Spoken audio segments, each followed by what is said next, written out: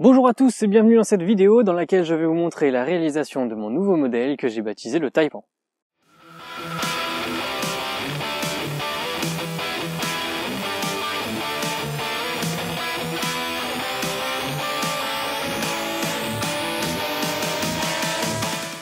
Si c'est votre première fois sur cette chaîne, bienvenue, je m'appelle Gaëtan et je dirige la chaîne Lempro Knives.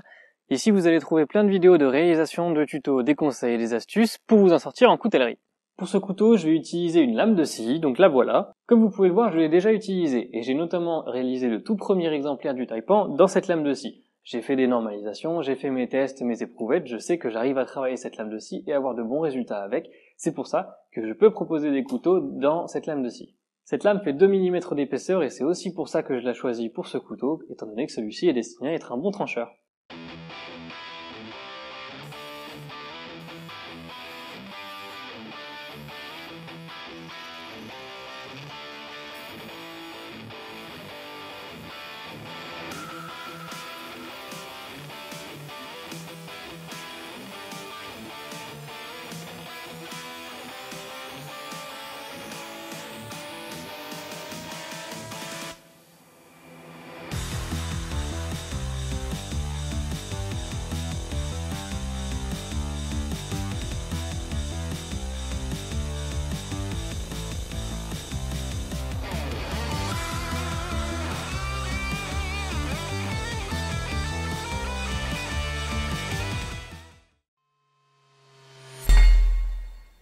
Les traitements thermiques sont terminés, désolé j'ai pas pu les filmer, la caméra n'avait plus de batterie. Donc le couteau s'est bien trempé, aucun problème, il a eu un revenu 2 fois 1 heure à 200 degrés, donc maintenant il est fonctionnel en tant que couteau. Il me reste plus qu'à faire des étapes d'abrasion pour blanchir le tranchant, du moins blanchir les émoutures, et ensuite on verra ce qu'on fait comme finition dessus. Je pense que je vais m'entraîner sur une finition satinée là-dessus.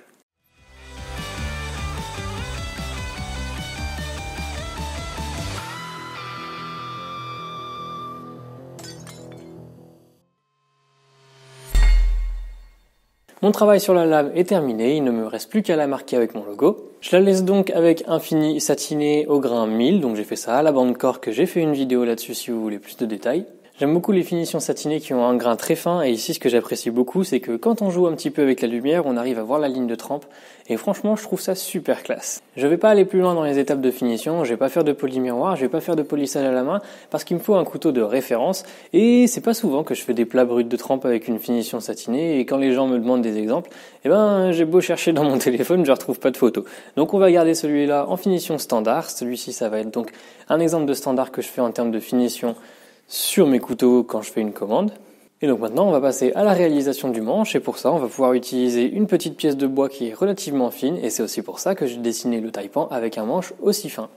Voilà ce qu'on va utiliser pour le manche. Si j'en crois ce qui était marqué dessus, c'est du sapin et vous savez très bien que le sapin dans la coutellerie, ça fait grincer des dents. Dans ma vidéo de tutoriel sur la réalisation d'un couteau pour les débutants, je vous ai dit de ne pas utiliser de sapin pour le manche parce qu'en général ce sont des bois qui sont beaucoup trop tendres. Mais c'est comme tout dans la vie, c'est jamais aussi simple. Ici, on a deux inconnus. D'abord, est-ce que c'est vraiment du sapin? C'était noté dessus, mais moi j'ai pas coupé l'arbre, donc techniquement je peux pas savoir. En tout cas, ça ressemble bel et bien à un résineux, du moins à l'odeur. Ça ressemble à de l'if aussi, donc ça pourrait en être, mais j'en ai d'autres morceaux et c'est encore pas tout à fait la même chose.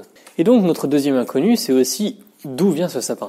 En effet, il est aussi possible d'utiliser certains bois tendres, comme par exemple le bouleau, lorsque ceux-ci proviennent de contrées où il fait très froid, donc probablement le nord de l'Europe par exemple. C'est aussi le cas en Amérique du Nord. En fait, lorsqu'il fait très froid, les arbres vont grandir beaucoup plus lentement, et de cette façon, ils vont aussi être beaucoup plus denses. Et ici, c'est ce qui se passe. Un moyen relativement fiable de tester la solidité et la densité d'un bois, c'est d'utiliser ce que j'appelle la méthode du coup d'ongle. C'est une méthode qui est relativement simple. Si vous arrivez à faire une grosse marque avec votre ongle dans le bois, c'est qu'il est trop tendre. Ici, voilà le sapin qu'on veut utiliser. On voit que ça le marque à peine, même ça le marque pas du tout. Là, j'ai un autre morceau de sapin qui traîne.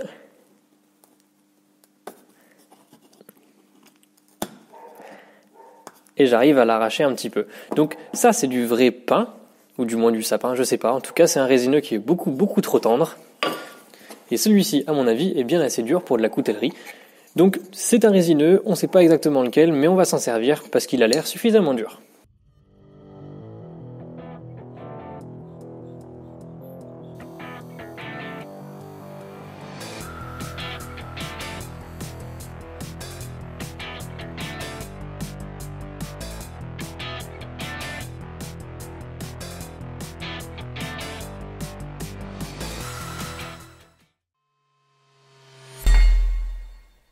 La colle a eu le temps de sécher pendant la nuit, donc maintenant on va enlever les serre-joints, mettre tout ça à plat et ensuite on va terminer le couteau.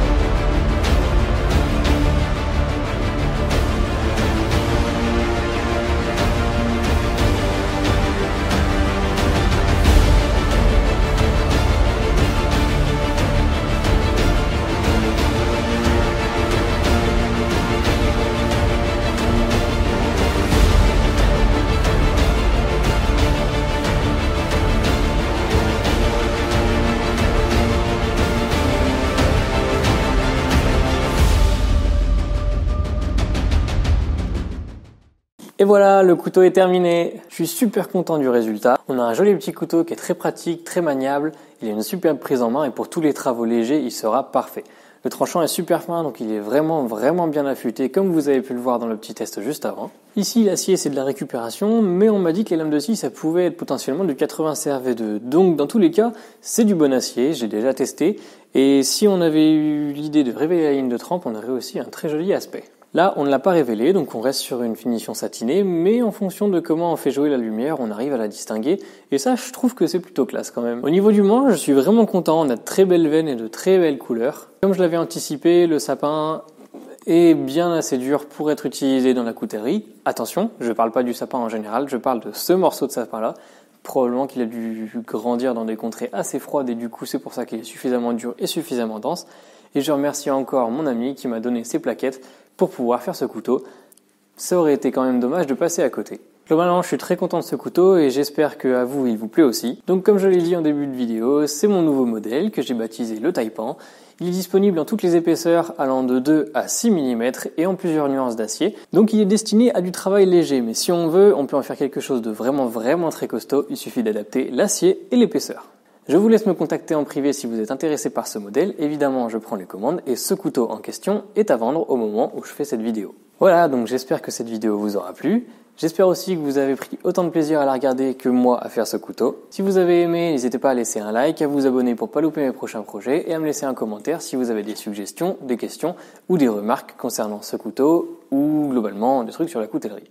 On se retrouve donc dans une future vidéo. D'ici là, portez-vous bien. Salut!